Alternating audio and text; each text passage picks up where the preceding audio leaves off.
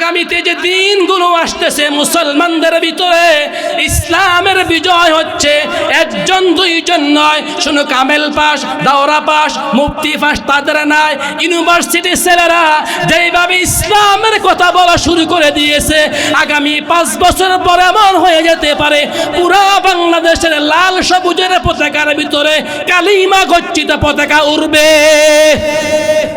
আর বাংলাদেশে যখন কালিমা গচ্ছিত পতাকা লাল সবুজের ভিতর দিয়ে চলবে, তখন সারা বিশ্ব থেকে মুসলমানরা দেখবে নিশ্চয়ই নিশ্চয়ই বাংলাদেশে কোরআনে আইন চালু হয়ে যাচ্ছে। ঠিক না বেঠে? আল্লাহ রাব্বুল আলামিন সূরাতুল বাকারার 172 নম্বর আয়াতে বলেছেন, ইয়া আইয়ুহাল্লাযীনা আমানু, হে ঈমানদারগণেরা, আল্লাহ তার বান্দাদেরকে ডাকতেছে। আল্লাহর ডাকে আমাদের সকলের সাড়া দেওয়া দরকার আছে না নাই? কোন মানুষ যখন কোন মানুষকে ডাক দেয় তখন আমরা বলি লাব্বাইক, অথবা হাজির, অথবা উপস্থিত, অথবা প্রেজেন্ট। আর আল্লাহ আমাদেরকে ডাকতেছে ইয়া আইয়ুহাল্লাযীনা আমানু। তাহলে আল্লাহ যদি ইমানদার বান্দাদেরকে ডাকে, ওই বান্দার সাড়া দেওয়ার মাধ্যম এবং পদ্ধতি আল্লাহ আমাদেরকে শিখাইয়ে দিয়েছেন। ওই আল্লাহ বলেন, ওয়াইদা কুরিয়াল কুরআন ফাসতামিউ লাহু ওয়ানসিতু লাআল্লাকুম তুরহামুন। যখন তোমাদের মাঝে কোরআন পাঠ করা হয়, হাদিস পাঠ করা হয়, আমার কালাম পাঠ করা হয়, তোমরা যদি মনোযোগ সহকারে শোনো, তাহলে আমি যে তোমাদেরকে ডাক দিয়েছি ওই ডাক দেওয়ার সারা মানে আমার কথাগুলো শোনা। আর যদি তোমরা আমার কথাগুলো মনোযোগ সহকারে শোনো, আশা করা যায় আমি আল্লাহ তোমাদের জন্য আকাশ থেকে রহমত নাজিল করব। বলেন সুবহানাল্লাহ। ওই আল্লাহ আমাদেরকে ডাকতেছেন, আমানু, হে আমার বিশ্বাসীরা, যারা আমাকে বিশ্বাস করেছ, জান্নাত জাহান্নাম পরকাল নবী রাসূল কিতাব সব বিশ্বাস করেছ, আমি তোমাদের উদ্দেশ্যে একটা আদেশ দিচ্ছি, যে আদেশটা আমি সব নবীদেরকে দিয়েছি। সুবহানাল্লাহ বলবেন না? ওই আদেশটা আমাদের সকলের শোনা দরকার আছে না নাই? যে আদেশটা নবীদেরকে দিয়েছেন ওই আদেশটা আমাদেরকেও দিয়েছেন। আজকের আলোচনা হবে কোনো কাফের মুশরিকের জন্য না, আজকের আলোচনা হবে ঈমানদার বান্দাদের জন্য। দেখা যাবে ঈমানদার বান্দারা তারা তাদের হাজিরা কাতার ভিতরে ঈমানদার নামটা আছে কিনা। 1400 বছর আগে রাসূলুল্লাহ সাল্লাল্লাহু আলাইহি সাল্লাম বলে গেছেন, আমার পরে কিয়ামতের পূর্বে এমন একটা যুগ আসবে, যে যুগে মসজিদ বড় লোক থাকবে কিন্তু ঈমানদার একজনও থাকবে না। ইমাম হবে কাফের, মুয়াজ্জিন হবে কাফের, মুসল্লি হবে কাফের। এই জামানাটা আমাদের মধ্যে যদি আমরা এখন নির্ণয় করি, বাংলাদেশের বকশীবাজার ঢাকার মাদ্রাসা আলিয়া বোর্ডের পাশে কাদিয়ানীদের একটা মসজিদ আছে না নাই? ওই মসজিদে জোহরের আজান দেয় মুয়াজ্জিন সাহেব, আমরা যে আজান দেয় ওই হুবহু তারাও সেইভাবে আজান দেয়। আমাদের ইমামরা যেইভাবে নামাজ পড়ায় তারাও সেইভাবে নামাজ পড়ায়। আমরা জোহরের সালাত ফরজ যেইভাবে 4 রাকাত পড়ি, তারাও সেইভাবে জোহরের সালাত ফরজ 4 রাকাত পড়ে। আমরা যেইভাবে কিবলামুখী হই তারাও সেইভাবে কিবলামুখী হয়।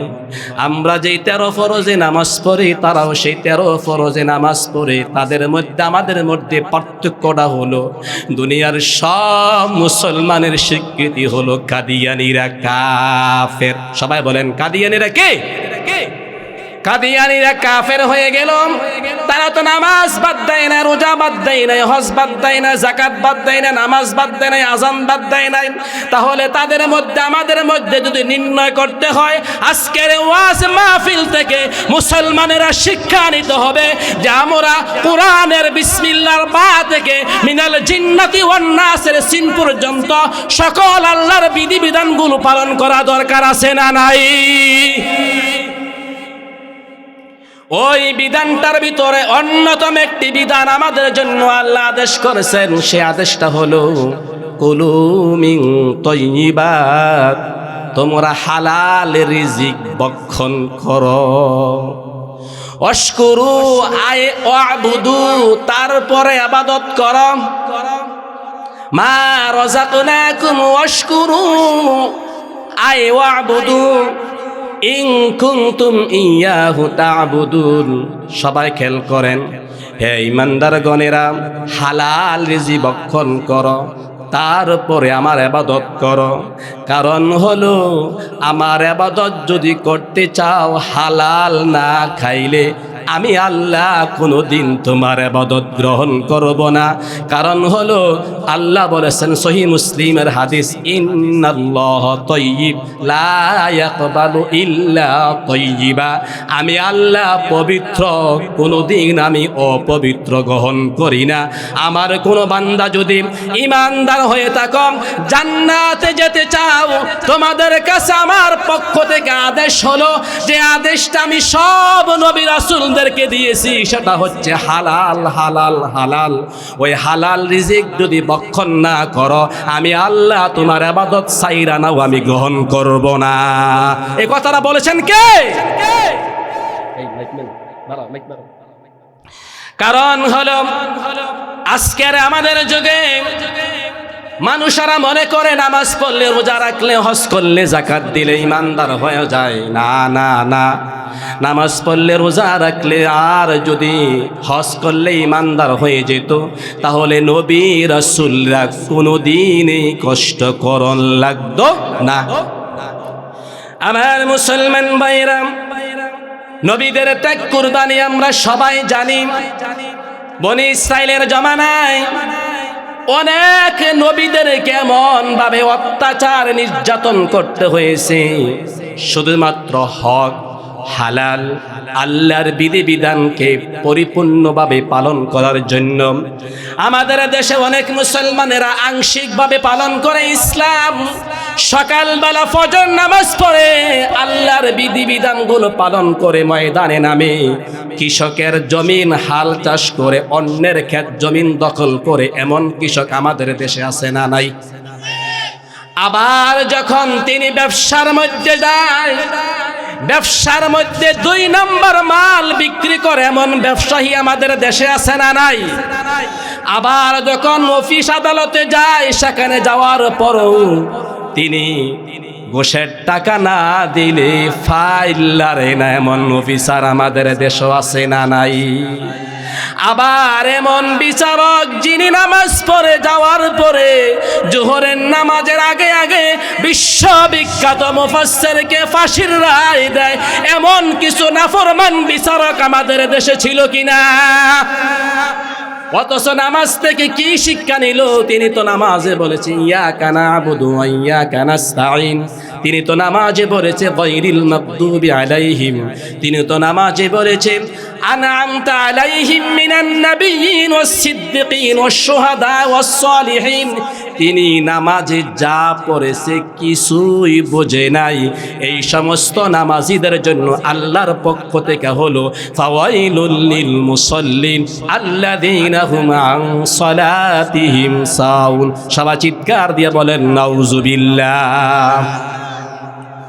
বনি ইসরাইলের জামানায় হযরত জাকারিয়া আলাইহিস সালাতু ওয়াস সালামের ব্যাপারে কোরআনে আসছে, তিনি যখন ইসলামের পরিপূর্ণ দাওয়াত মানুষের কাছে দিতে চেয়েছেন, তখন তাকে করাত দিয়ে দ্বিখণ্ডিত করা হয়েছে। শুধু তাই নয়, ওয়ায়াকতুলুনান নাবিয়্যিন আয় ওয়ায়াকতুলুনাল আম্বিয়া বিগাইরি হক। ইসলামের কথা বলার কারণে, হকের কথা বলার কারণে অসংখ্য নবীদেরকে পর্যন্ত জালেমরা হত্যা করেছে। এর তাফসীরে কাশাফ প্রণেতা, যদিও কাশাফ মুতাজিলা সম্প্রদায়ের কাশাফ, তারা বেশিরভাগ এই তাফসীরটা পড়ে। তাফসীর ইবনে কাসীর ও হাদিসটা আসছে রাসূলুল্লাহ সাল্লাল্লাহু আলাইহি সাল্লাম বলেন, তারা সকালবেলা 43 জন নবীকে হত্যা করার পর জোহরের আগে আগে আল্লাহর পক্ষ থেকে আবার অন্য প্রদেশে, অন্য বংশে, অন্য গোত্রের ভিতরে 100 জন নবী আবার পাঠাইছে। সন্ধ্যা হওয়ার আগে আবার 100 নবীকে তারা হত্যা করেছে। কোরআনে আমাদেরকে এই কথা বলে আল্লাহর পক্ষ থেকে আদেশ দিয়েছে, হে দুনিয়ার মুসলমানেরা, ওয়ায়াকতুলুনাল আম্বিয়া। এখানে আলেম ওলামারা আছেন স্টেজে, নবিয়ুনের বহু বচন, সবাই বলেন কি? আম্বিয়া ইয়াকতুলুন, কতালা ইয়াকতুলুন, ওয়ায়াকতুলুন বহু বচন, আম্বিয়া বহু বচন। আল্লাহ পাক রব্বুল আলামিন আমাদেরকে দিয়ে শিক্ষা দিচ্ছেন, তোমরা যদি হকের কথা বলতে ভয় পাও, জাহান্নাম তোমাদের জন্য নির্ধারিত। আর তোমাদেরকে আমার পক্ষ থেকে ঘোষণা হলো, তোমাদের পূর্বপুরুষরা হকের কথা বলতে বলতে ইসলামের জন্য তারা জীবনটা পর্যন্ত দিয়েছে। সুবহানাল্লাহ বলবেন না? মুহাম্মদুর রাসূলুল্লাহ সাল্লাল্লাহু আলাইহি সাল্লামের ব্যাপারে আমাদেরকে বলতেছেন, দেখেন রাসূলুল্লাহ সাল্লাল্লাহু আলাইহি সাল্লামের অনেক সাহাবারা যারা পরবর্তীতে মুনাফিক সাব্যস্ত হয়েছেন, তারা চিন্তা করেছে আমরা জিহাদ করব, ইসলামের অনুশাসনগুলো মেনে চলবো। তাদের কলবের ভিতরে মুনাফিকি ছিল। কিন্তু মুহাম্মদ সাল্লাল্লাহু আলাইহি সাল্লাম মৃত্যুর পর আমরা কিছুই করব না, এমন কথা বলার মানুষ আমাদের দেশেও আছে। হুজুর সাময়িক সময়ের জন্য ইসলামী দল করব, ওলামাদেরকে মহব্বত করব, কিন্তু আসল জায়গায় ঠিক জায়গাতে আবার সিল মারবো, এমন কথা বলার মানুষ আমাদের দেশে আছে না নাই? আল্লাহ পাক রব্বুল আলামিন পবিত্র কোরআনে আমাদেরকে বলতেছেন, সবাই খেয়াল করুন, ওয়ামা মুহাম্মাদুন ইল্লা রাসূল قد خلت من قبله الرسل أفإن مات أو قتل انقلبتم على أعقابكم ومن ينقلب على عقبيه فلن يضر الله شيئا। মুহাম্মদ সাল্লাল্লাহু আলাইহি সাল্লাম আমার পক্ষ থেকে একজন রাসূল। তোমাদের জন্য বলি, তোমাদের মধ্য থেকে যারা মুনাফিকি, তোমরা মনে করছো রাসূলুল্লাহ সাল্লাল্লাহু আলাইহি সাল্লামের মৃত্যুর পর তোমরা আবার কাফেরের দিকে, কুফরের দিকে, ফাসিকের দিকে, পূর্বের দিকে ফিরাই যাইবা। ফালাইয়াদুরুল্লাহ শাইয়া, দুনিয়ার সবাই যদি কাফের হয়ে যায়, আমার আল্লাহর 1 ইঞ্চি পরিমাণ তোমরা ক্ষতি করতে পারবা না। সুতরাং বাংলাদেশের সব মুসলমান যদি ইসলাম থেকে খারিজ হয়ে যায়, আল্লাহর কিছু আসা যায় না। তাই এখন থেকে সিদ্ধান্ত নিতে হবে, সবাই মিলে এক আল্লাহর আইন মানা দরকার আছে না নাই? এই আইন শুধু একদিনের জন্য নয়, এই আইন শুধু 1 মাসের জন্য নয়, এই আইন পালন করতে হবে। ওয়াবুদ রাব্বাকা হাত্তা ইয়াতিয়াকাল ইয়াকিন, মৃত্যু পর্যন্ত আইন।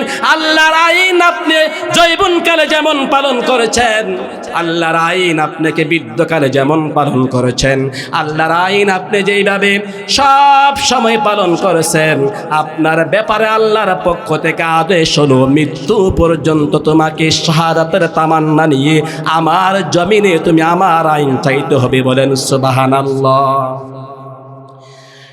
আল্লাহ রাসূল সাল্লাল্লাহু আলাইহি সাল্লাম এর সাহাবাদের উদ্দেশ্যে একদিন বক্তব্য দিচ্ছেন। একজন সাহাবী বলছে, ইয়া রাসূলুল্লাহ, ইয়া হাবিবাল্লাহ, আমরা যদি কোরআনের হুবহু আইনগুলো পালন না করি আমাদের জন্য কি হবে?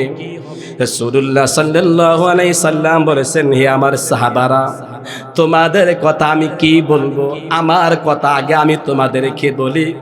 আমি নিজেও আল্লাহর কাছে, এমন আল্লাহ আমাকে পাঠাইছে, যদি আমি রিসালাতের দায়িত্ব, তাওহীদের দায়িত্ব, পরকালের মানুষদেরকে হুঁশিয়ার না দেই, শোনো শোনো শোনো, ইন্নী আখাফু ইন আসাইতু রাব্বি আযাবা ইয়াউমিন আযীম। আমি নিজেও আল্লাহর শাস্তিকে ভয় পাই। যদিও আল্লাহ আমার পেছনের সামনের সব গুনাহগুলো ক্ষমা করে দিয়েছেন, কিন্তু পরকালে যদি আল্লাহ আমাকে ধরে, আমি মুহাম্মদ সাল্লাল্লাহু আলাইহি সাল্লাম পার পাওয়ার কোনো সুযোগ নাই। অথচ রাসূলুল্লাহ সাল্লাল্লাহু আলাইহি সাল্লামের ব্যাপারে পাওয়া যায় সহিহ বুখারী হাদিস, আল্লাহ রাসূল সাল্লাল্লাহু আলাইহি সাল্লাম কিয়ামতের সময় যখন হিসাব নিকাশ শুরু হবে সবার আগে তিনি জান্নাতে যাবে।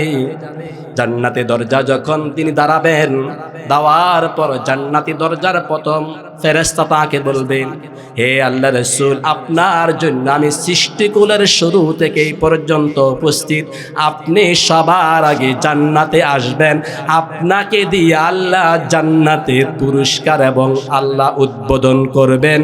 ওই আল্লাহর নবী যদি জাহান্নামকে ভয় করে সকাল সন্ধ্যা আল্লাহুম্মা আজিরনি মিনান নার পড়তে পারে, আমরাও আমাদের জীবনে সর্বদা সব সময় আল্লাহর জাহান্নামের ভয় পাওয়া দরকার আছে না নাই?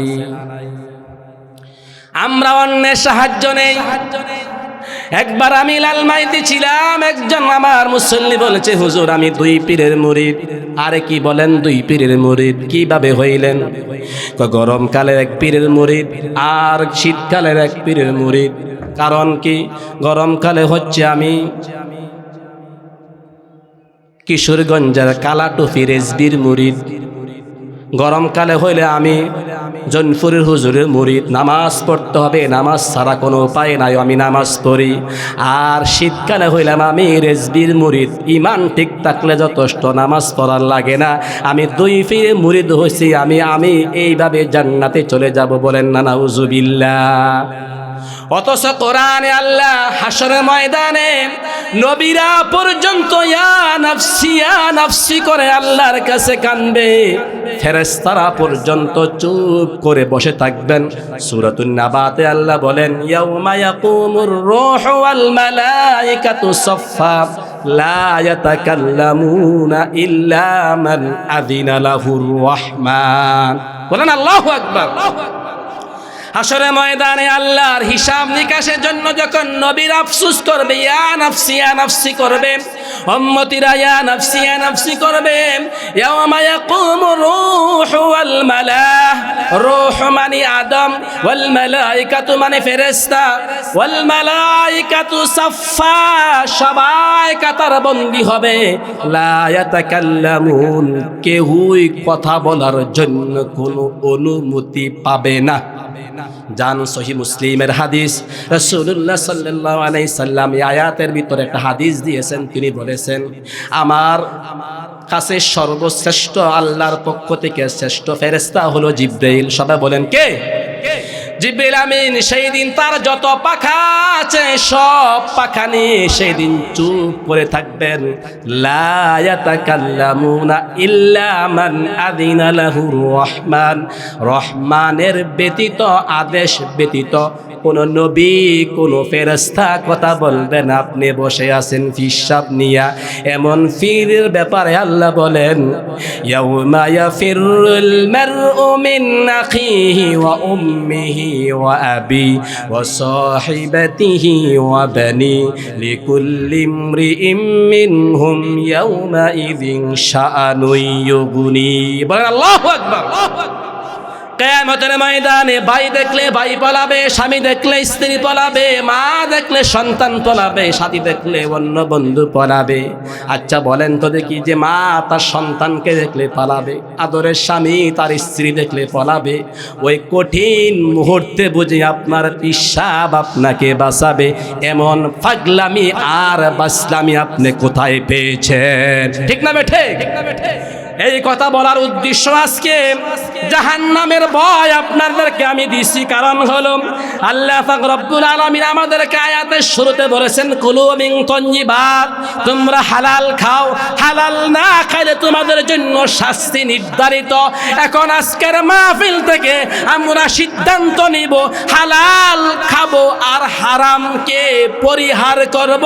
এমন সিদ্ধান্ত আমরা নেওয়া দরকার আছে না নাই? আমরা কারা কারা সিদ্ধান্ত নিব এখন থেকে হালাল খাবো হারাম খাবো না? সবাই বলেন ঠিক না বেঠে?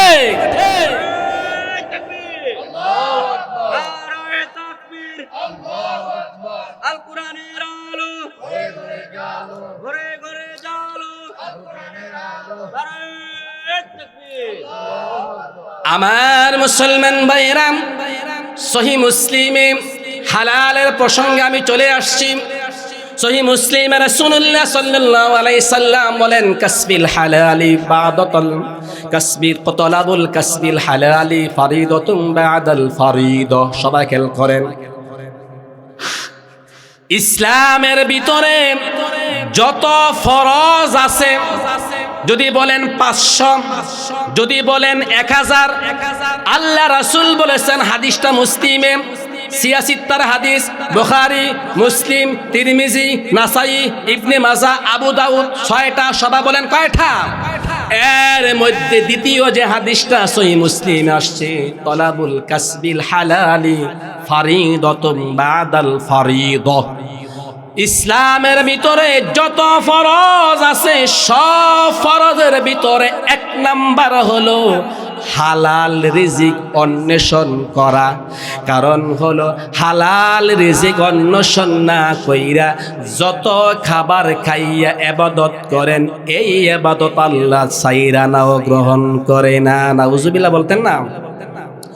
প্রশ্ন আসতে পারে যে হুজুর, তাহলে আমরা হারাম খাবো, ব্যবসার মধ্যে হারাম দেব, অফিসের ভিতরে ঘুষ খাবো, সমাজের ভিতরে রাষ্ট্রের ভিতরে সুদ চাবো, সুদ হব, সুদের আইন চায় এমন দেশের প্রধানমন্ত্রী আমাদের দেশে আছে না নাই? অথচ সে হারাম খেয়ে যদি আপনি বডি বিশাল বড় লম্বা করেন, বিশাল বড় মোটা হন, আপনার ব্যাপারে হাদিস সহিহ বুখারীতে আসছে, হাদিসটা সহিহ মুসলিমে আসছে, মুত্তাফাকুন আলাইহি হাদিসটা।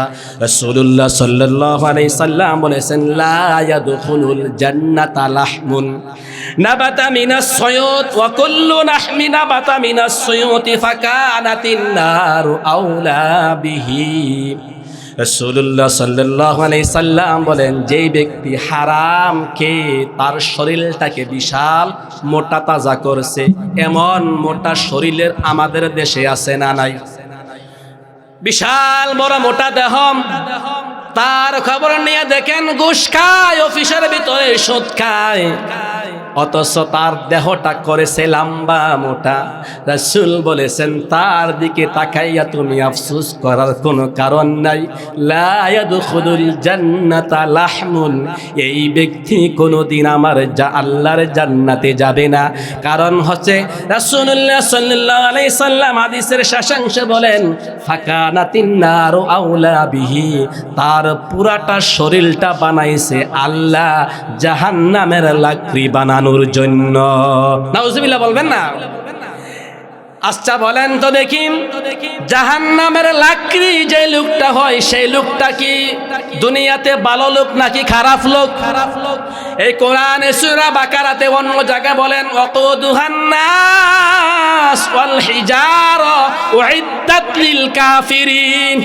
হে কাফেররা, কুফরিরা, বেঈমানেরা, ফাসিকেরা, হারামখোরেরা, তোমাদের জন্য আমার পক্ষ থেকে কথা হলো, তোমরা হইবা জাহান্নামের লাকড়ি। তোমরা আল্লাহকে ভয় করো। আল্লাহর ভয় যদি কলবের ভিতরে না থাকে, মনে করতে হবে তোমরা হচ্ছে জাহান্নামের লাকড়ি। সুতরাং এই জাহান্নামের লাকড়ি তারাই হবে যারা হারাম খায়, হালাল না খায়। ঠিক না বে ঠিক? কেন হারাম খাইলে, হালাল না খেলে দুনিয়া তো ক্ষতি। 2-5 বছর পূর্বে আমাদের দেশে একজন পুলিশ অফিসারের মেয়ে ঐশী, আপনারা মনে আছে কি নাই?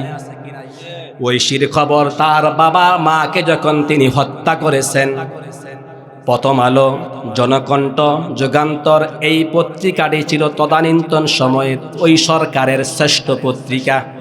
এখন এই পত্রিকা দিয়া টয়লেট টিস্যু করাও মুসলমানদের জন্য জায়েজ নাই। ঠিক না ঠিক? আমরা ওই পত্রিকাগুলো পড়তাম, কারণ হলো ইসলাম বিদ্বেষীরাও পাইতাম, ভালোটা পাইতাম, খারাপটাও পাইতাম। তবে খারাপের সংখ্যাটা হচ্ছে, ভালোর সংখ্যাটা হচ্ছে কম। ঐশীর ব্যাপারে প্রথম আলো জনকণ্ঠ রিপোর্ট হলো, তার বাবা হচ্ছে মাত্র একজন পুলিশ অফিসার, তার হাত খরচ নাকি দিত প্রতি মাসে 50,000। খেয়াল করেন, তার হাত খরচ যদি হয়, একজন মেয়ে উ লেভেলের ছাত্রী মাত্র ক্লাস 9-এ, তার হাত খরচ যদি হয় 50,000, ছেলের হাত খরচ কত, স্ত্রীর হাত খরচ কত, সংসারের মাসিক খরচ কত, বাসা ভাড়া কত? এবার সবাই বলেন বিবেক দিয়া তার মাসিক বেতন কত? আল্লাহর নাফরমানি এমন শেষ পর্যায়ে গিয়ে পৌঁছেছে, আল্লাহর আরশ পর্যন্ত সয় নাই, তার মেয়েকে দিয়ে তার বাবা মাকে পর্যন্ত হত্যা করছে। রিপোর্টিংয়ে বিশাল বড় আসছে, তিনি তখন মদ বার করতেন, ঐশী সকালবেলা মদ পান করতেন, সন্ধ্যার সময় মদ পান করতেন। মদ পান করতে করতে বাসায় আসে, তার বাবা মাকে পর্যন্ত হত্যা করে ফেলেছে। আমরা আলেম ওলামারা হচ্ছে জাতির নাবিক, জাতির পথ প্রদর্শক। এই জাতির উদ্দেশ্যে বলি, কোরআন হাতে নিয়ে ও মুসলমানেরা, হালালের ভিতরে বরকত, হারামে বরকত নাই। ঠিক না বেঠে?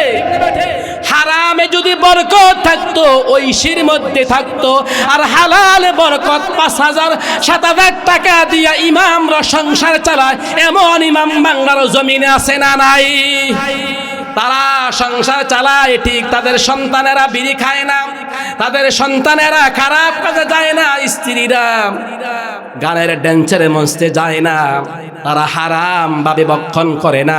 আল্লাহ পাক রব্বুল আলামিন অল্প টাকার ভিতরে বরকত দিয়া মুসলমানদেরকে বলতেছে, তোমরা যদি আমার কোরআন দিয়ে চলো, অল্পের মধ্যে তোমাদের জন্য তুষ্টি আছে না নাই?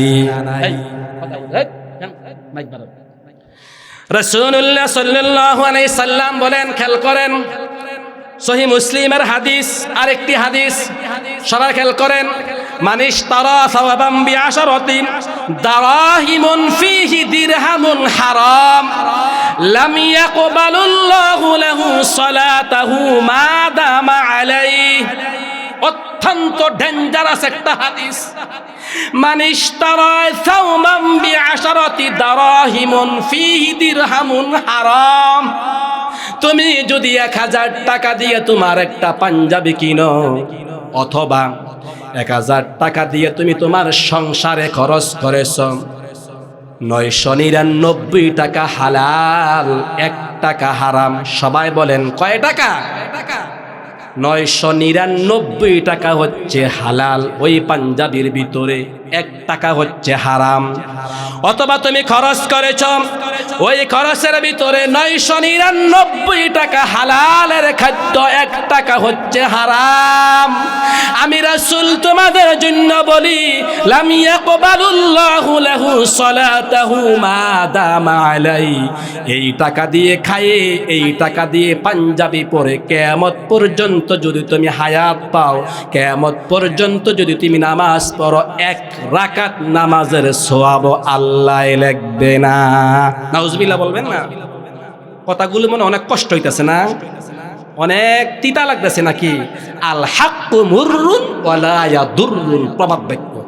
হক কথা তিতা, তারপরও কি করতে হবে? বলতে হবে কিনা? আলেম ওলামারা হচ্ছে নাবিক। নবীদের জামানায় কাফের মুশরিকেরা যখন কথা বলতো, তখন নবীরা তাদের কথাগুলো এক বিন্দু পরিমাণ গোপন করেন নাই। সূরা লাহাব নাজিল হয়েছে মক্কায়। রাসূলুল্লাহ সাল্লাল্লাহু আলাইহি সাল্লাম মক্কা যখন অর্থাৎ উত্তপ্ত পরিবেশ, কোন সাহাবী একদিক দা নির্যাতিত, সুমাইয়া রাদিয়াল্লাহু তাআলা আনহা শহীদ, খাব্বাব কয়লার মধ্যে বেলালকে তার রশি দিয়ে আগুন টানতেছে। একদিক দিয়ে সাহাবারা নির্যাতিত, আরেক দিক দিয়ে রাসূলের স্ত্রীকে নির্যাতন করা হচ্ছে, আরেক দিক দিয়ে রাসূলের উপর মানসিক একটা টেনশন। এমন সময় সূরা লাহাব নাজিল। রাসূলুল্লাহ সাল্লাল্লাহু আলাইহি সাল্লামকে আল্লাহ বলেছেন, ইয়া আইয়ুহার রাসূল বাল্লিগ মা উনজিলা ইলাইকা মির রাব্বিক ওয়া ইল্লাম তাফআল ফামা বাল্লাগতা রিসালাতাহু।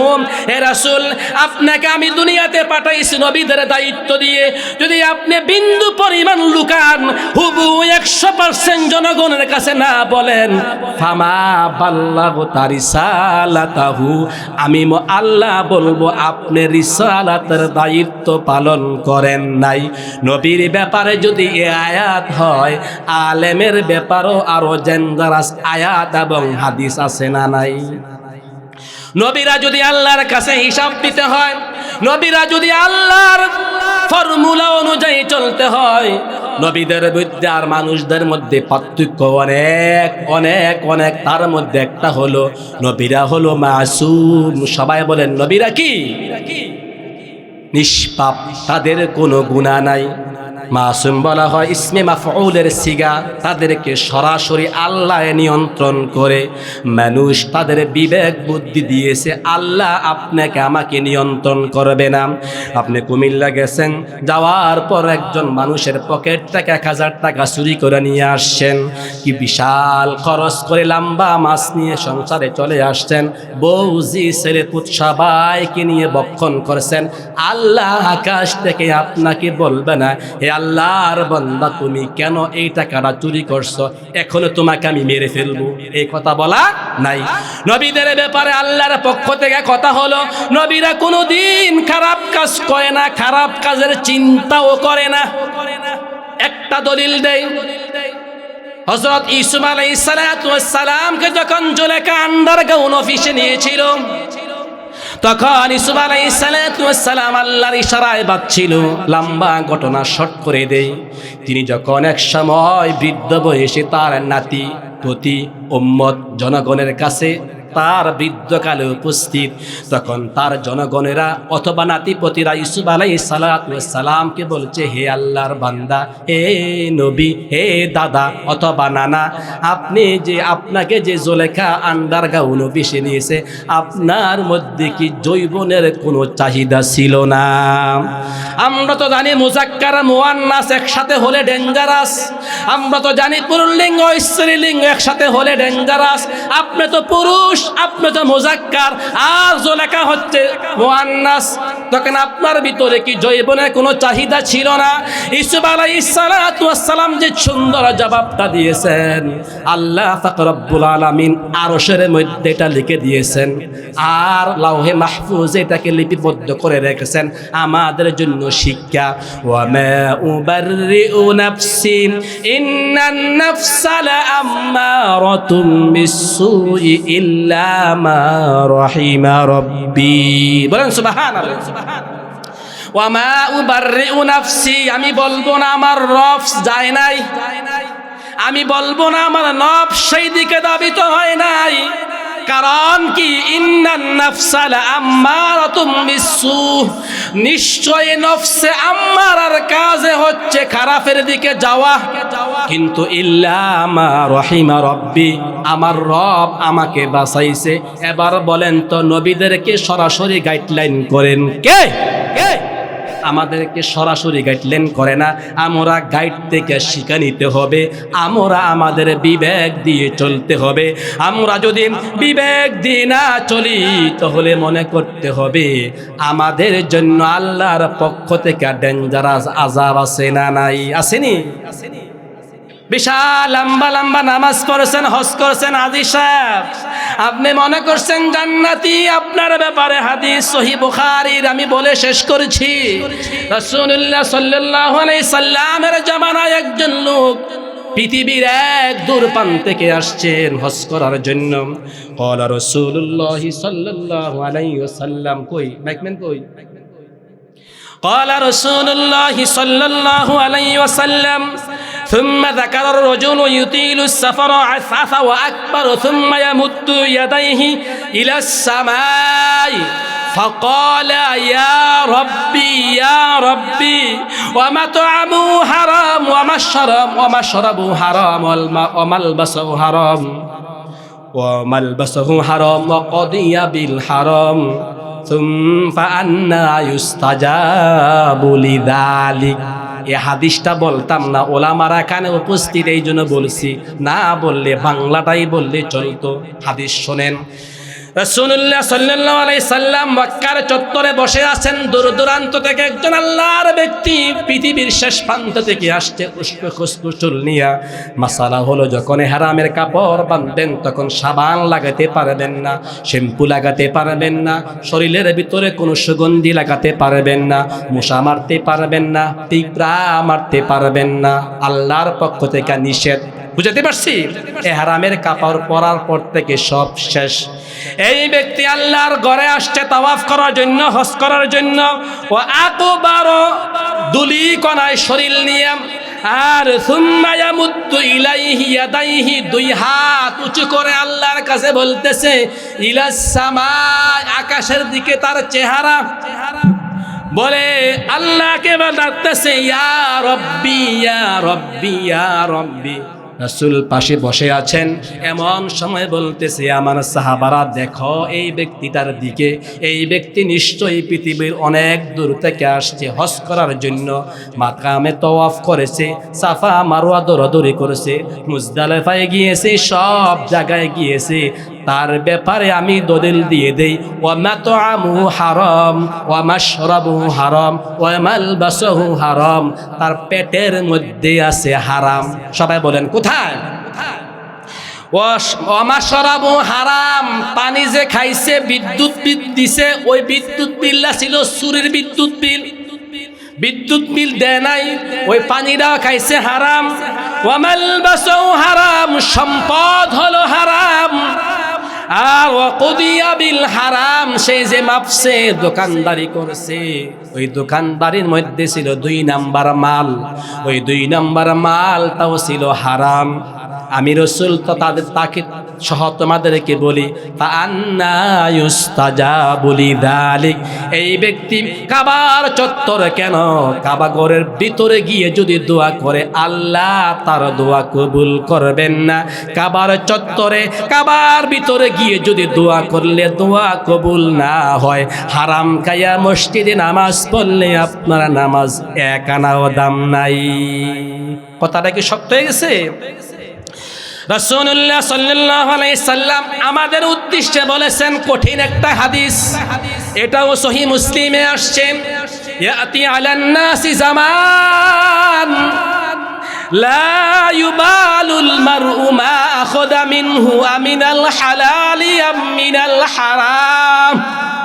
আমি মৃত্যুর পর আমার উম্মতের জন্য এমন একটা যুগ আসবে, এমন একটা সময় আসবে, যেই সময় আমার উম্মতেরা, ইমানদার বান্দারা, নামাজিরা আমিনাল হালালি আমিনাল হারাম, হালাল হারাম বাজবে না, সামনে যা পাবে তাই খাবে। এই যুগে ইমানদার মুসলমান একজনও থাকবে না। সবাই বলেন তো দেখি, এই যুগটা কি আসবে নাকি এসে গেছে? আসবে। কারণ কি? কারণ হলো মুসলমানেরা দিন দিন কোরআন থেকে বিচ্ছিন্ন হয়ে যাচ্ছে, আল্লাহর আইন থেকে বিচ্ছিন্ন হয়ে যাচ্ছে, হারাম খাচ্ছে, হারাম বলছে, হারাম সাক্ষী, হারাম সব শেষ করে দিচ্ছে। সুদ, ঘুষ, মদ, জুয়া, টাউট, বাটপার, আফিম, ট্যাবলেট, বড়ি, লাল সব খাচ্ছে। এইগুলো যদি জরিপ করা হয় তাহলে মুসলমানদের ভিতরে পাওয়া যাবে 99%। বলেন ঠিক না বেঠে? এই খেয়ে খেয়ে লম্বা লম্বা দোয়া করছে, ইস্তেমার ময়দান থেকে শুরু করে সব জায়গায় দোয়া হচ্ছে। কেন আপনার দোয়া কবুল হচ্ছে না? বুঝতে হবে আপনার পেটের ভিতরে আল্লাহর হালালের বিধান নাই, সবগুলো হারামে দাবিত হয়ে যাচ্ছে। আর হারামে দাবিত হওয়ার কারণে আল্লাহর পক্ষ থেকে আপনার দোয়াটাও ফিরিয়ে নিয়ে যাচ্ছে। قال رسول الله صلى الله عليه وسلم صحيح বুখারী হাদিস, من دعا بدعوى الجاهلية فهو من جثث جهنم وإن صام وصلى وزعم أنه مسلم। রাসূলুল্লাহ সাল্লাল্লাহু আলাইহি সাল্লাম বলেন, যে ব্যক্তি মানুষদেরকে কোরআন থেকে, হাদিস থেকে, ইসলাম থেকে বিচ্ছিন্ন করে জাহিলিয়াতের দিকে মানুষদেরকে ডাকে। জাহিলিয়াত মানে কাফেরের দিকে, জাহিলিয়াত মানে মুশরিকের দিকে, জাহিলিয়াত মানে হলো কোরআন হাদিসের বিদ্বেষের দিকে। এমন যুগটা আমাদের দেশে আছে না নাই? কোরআন হাদিসের কথা ভালো লাগে না, আলেমদের কথা ভালো লাগে না, যখন কোরআনের তাফসীর মাহফিল হয় এমন তাফসীর মাহফিলে বাধা দেয় এমন কিছু জালিম বাংলার জমিনে আছে না নাই? এই জালেমরা যখন মানুষদেরকে কোরআন হাদিসের বিদ্বেষ দিয়ে মানুষদেরকে ডাকে, কোরআন হাদিসের বাহিরে তাদের ব্যাপারে রাসূলুল্লাহ সাল্লাল্লাহু আলাইহি সাল্লাম বলেছেন তারা হলো জাহান্নামী। ওয়া ইন সামা, যদি সে রোজাদার হয়, ও সাল্লা, যদি নামাজি হয়, ও জাআমা আন্নাহু মুসলিম, যদি সে মুসলমান বলে দাবি করে, আমি রাসূল বলি সে চারটা কাজ করার পরও সে জাহান্নামী। নাউজুবিল্লাহ বলবেন না? তাই আসুন আমরা যারা মুসলমান হয়েছি, রাসূলুল্লাহ সাল্লাল্লাহু আলাইহি সাল্লামের উম্মত হয়েছি, আমরা যদি রাসূলের সাথে জান্নাতে থাকতে চাই, আমরা যদি জান্নাতুল ফেরদাউসে থাকতে চাই, এখন থেকে সিদ্ধান্ত নিতে হবে হযরত ইমাম হুসাইন রাদিয়াল্লাহু তাআলা আনহু যেইভাবে কল্লা দিয়েছেন, আল্লাহ রাসূল সেই যেইভাবে তার দাঁত মুবারক ইসলামের জন্য দিয়েছেন কাফেরদের মোকাবেলায়, আমরাও সেইভাবে মোকাবেলা করে আমাদের দিনগুলোতে সামনে চলবো। ঠিক না বে ঠিক? সুতরাং আমরা ভয় পাওয়ার কারণ নাই। আগামীতে যে দিনগুলো আসতেছে মুসলমানদের ভিতরে ইসলামের বিজয় হচ্ছে, একজন দুইজন নয়, শুনো কামেল পাস, দাওরা পাস, মুফতি পাস তাদের নাই, ইউনিভার্সিটি ছেলেরা যেইভাবে ইসলামের কথা বলা শুরু করে দিয়েছে, আগামী 5 বছর পর এমন হয়ে যেতে পারে পুরা বাংলাদেশের লাল সবুজের পতাকার ভিতরে কালিমা গচ্ছিত পতাকা উড়বে। আর বাংলাদেশে যখন কালিমা গচ্ছিত পতাকা লাল সবুজের ভিতর দিয়ে চলবে, তখন সারা বিশ্ব থেকে মুসলমানরা দেখবে নিশ্চয়ই নিশ্চয়ই বাংলাদেশে কোরআনে আইন চালু হয়ে যাচ্ছে। ঠিক না বেঠে? আমার মুসলমান ভাইয়েরা, কোরআনে আইন চালু হইলে কি সুবিধা? আমরা যখন কোন মসজিদে নামাজ পড়তে বসি, আলহামদুলিল্লাহ কাতার বন্দী হয়ে যায়। কোন একজন ছোট্ট ছেলে, কোন একজন বৃদ্ধ যখন কথা বলে, অন্য মানুষ মুখে না বলে হাতে ইশারা দেয়, ভাই কথা বলিও না, মসজিদ পবিত্র জায়গা। এই পবিত্র জায়গার ভিতরে 500-700 জায়গার ভিতরে যদি একটা মসজিদ একটা আইন পালন করার কারণে সবাই সুষ্ঠুতে বসবাস করে 56,000 বর্গ মাইলের ভিতরে আল্লাহর 1500 আয়াত যখন আপনি ফিট করে দিবেন, তখন সবাই শান্তিতে বসবাস করতে পারবে কিনা? পারবে কিনা? রাসূলুল্লাহ সাল্লাল্লাহু আলাইহি সাল্লামের একটা বিধান ছিল, ইসলামে মদ খাইলে 80 বেত। এই মদের ব্যাপারে তার সাহাবী ওমর রাদিয়াল্লাহু তাআলা আনহু আবু শাহামাকে ছাড় দেয় নাই। তিনি তার সন্তানকে পর্যন্ত মারছে, তার সন্তানকে 80 বেত দেয় নাই, 100 দিয়েছে। হাদিস খুলুন। কারণ কি? কারণ হলো সে আবু শাহামা মৃত্যুবরণ করে দিয়েছে। খেয়াল করুন, একটা বিধান পালন করার কারণে, রাষ্ট্রীয়ভাবে প্রতিষ্ঠা করার কারণে হযরত ওমর রাদিয়াল্লাহু তাআলা আনহু তার সন্তানকে পর্যন্ত ছাড় দেয় নাই। আমাদের দেশে ডিসি, এসপি, জেলা প্রশাসক, প্রধানমন্ত্রী সবাই মদ গাঁজা উৎখাত করার জন্য সবাই পাগল, জিরো টলারেন্স আইন চায়, অথচ মুখের বিবৃতির মাধ্যমে চায়। একজন মুসলমান সরকারও কোরআনের আইন প্রতিষ্ঠা করতে চায় না।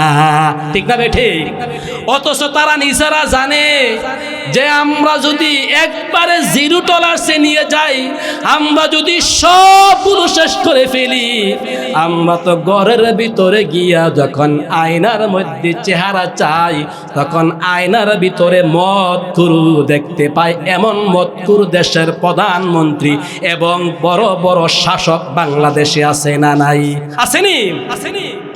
বিগত সরকার যখন বাংলাদেশ থেকে কোটি কোটি টাকা পাচার করে সবগুলো বেগম পাড়া কানাডায় নিয়ে গেছেন, তিনি তার এক সাংবাদিক সম্মেলন অথবা বক্তব্যের ভিতরে বলেছেন, আমার রোমের পিউন পর্যন্ত 400 কোটি টাকার মালিক। নাউজুবিল্লাহ বলবেন না? পিয়ন যদি 400 কোটি টাকার মালিক হয়, তার বস হবে কত কোটি? সব টাকাগুলো বাংলাদেশ থেকে নিয়ে গেছে, একটা টাকাও বাংলাদেশ পায় নাই।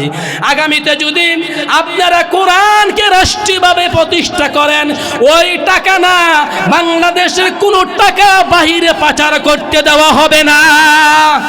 কারণ এই টাকাগুলো আপনার আমার, আমি শেষ কথা বলে শেষ করছি, সবাই খেয়াল করুন। আমাদের দেশে সূরা আছে আস-সারিকু ওয়াস-সারিকাতু ফাকতু আইদিয়াহুমা। কোরআন আল্লাহ বলেছেন চুরি করলে তার হাত কাটো, সে পুরুষ হোক মহিলা হোক। সবাই খেয়াল করেন, আমরা যে তাকে জেল, এই যে চোর ধরছেন তাকে 6 মাসের 1 বছর জেল দিচ্ছেন। এই চোর যখন জেলখানা যায়, তাকে প্রতি মাসে যখন একদম কম খাওয়ান, 3 বেলা 5 বেলা 6,000 টাকা দিতে হয়, 10,000 টাকার খরচ। একটা মানুষে যখন 6 মাস থাকবে, তখন তার 60,000 খরচ। 1 বছর থাকলে 1,20,000 টাকা খরচ। এই টাকা বুঝি সরকার আকাশ থেকে আনে? ওই টাকা আনে, জনগণের টাকা নিয়ে খরচ করে চোর দেয় কারাগারে। ওই চোর কারাগার থেকে ডাকাত হয়ে বার হয়, আর ডাকাত দেয় কারাগারে। ওই ডাকাত কারাগার থেকে বড় বড় সন্ত্রাস হয়ে বার হয়। আমরা বলি এমন কারাগার চাই না, আমরা বলি বাইতুল মুকাররম উত্তর দক্ষিণ গেটে একজন চোরে হাত কেটে দাও, বাংলাদেশের সব চোরগুলো সোজা হয়ে যাবে।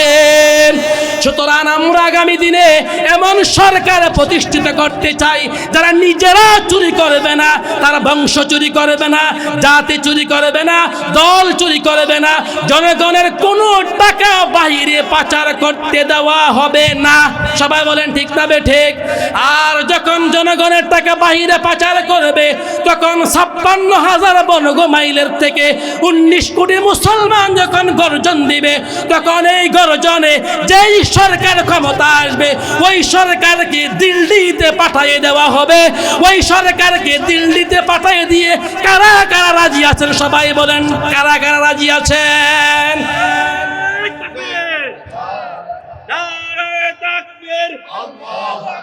সৎ লোকের শাসন চাই, আল্লাহর আইন চাই, আল্লাহর আইন চাই।